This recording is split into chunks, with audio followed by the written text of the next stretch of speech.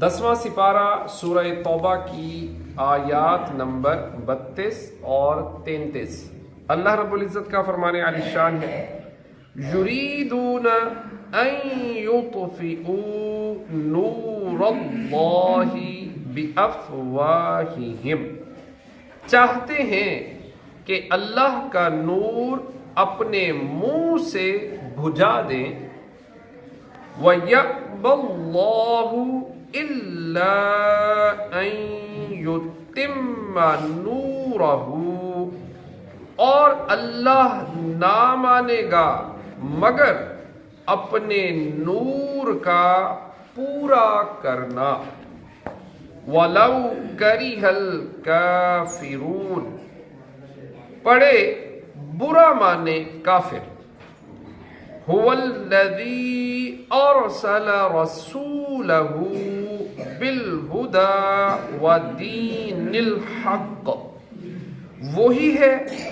جس نے اپنا رسول ہدایت اور سچے دین کے ساتھ بھیجا، لِيُظْهِرَهُ عَلَى الدِّينِ كُلِّهِ، کہ اسے سب دینوں پر غالب کرے۔ وَلَوْ كَرِهَ الْمُشْرِكُونَ، پڑھے برا مانے مشرک۔ اس آیت میں نور سے مراد دین اسلام یا سرکار دو عالم صلی اللہ تعالی علیہ وآلہ وسلم کی نبوت کے دلائل ہیں، اور نور بجھانے سے مراد حضور پر نور صلی اللہ تعالی علیہ وآلہ وسلم کا دین مٹانا یا قرآن کو شائع نہ ہونے دینا،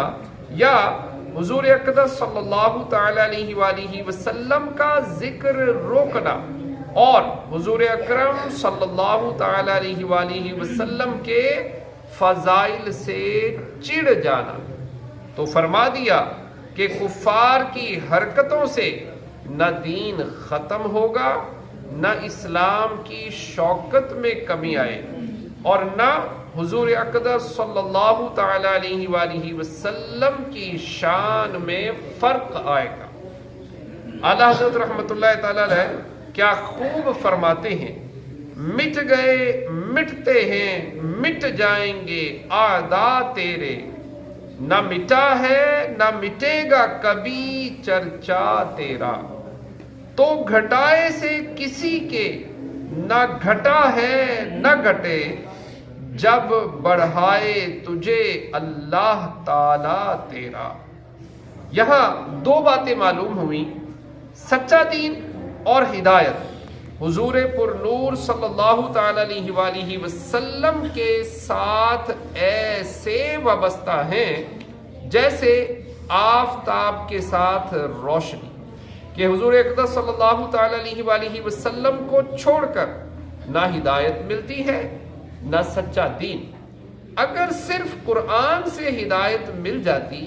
تو تاجدار رسالت صلی اللہ تعالی علیہ وآلہ وسلم کو دنیا میں کیوں بھیجا جاتا؟ نمبر 2، حضور اقدس صلی اللہ تعالی علیہ وآلہ وسلم کبھی ہدایت اور سچے دین سے الگ نہ ہوئے، کیونکہ یہ دونوں حضور صلی اللہ تعالی علیہ وآلہ وسلم کے ساتھ بھیجے گئے ہیں۔ جو انہیں ایک آن کے لیے بھی ہدایت سے الگ بانے وہ بے دین ہے۔ قرآن پاک میں یہ مضمون اس آیت کے علاوہ سورہ فتح کی آیت نمبر 28 اور سورہ صف کی آیت نمبر 9 میں بھی بیان ہوا۔ آیت میں غلبے سے دلائل اور قوت دونوں اعتبار سے غلبہ مراد ہے۔ دلائل کے اعتبار سے یوں کہ دین اسلام نے اپنی حقانیت پر جو دلائل پیش کیے ہیں، اس سے مضبوط ترین دلائل کوئی پیش نہ کر سکا، اور جہاں تک قوت کے اعتبار سے غلبے کا تعلق ہے تو اس مراد پر یہ کہا جا سکتا ہے کہ ایک بہت بڑا عرصہ ایسا گزرا ہے کہ دنیا میں صرف دین اسلام ہی غالب تھا، اور اب آئندہ اس کا کامل ظہور اس وقت ہوگا جب حضرت امام مہدی رضی اللہ تعالی عنہ دنیا میں تشریف لائیں گے۔ اللہ پاک کی بارگاہ میں دعا ہے جو پڑھا سنا عمل کی توفیق عطا فرمائے، آمین بجاہ خاتم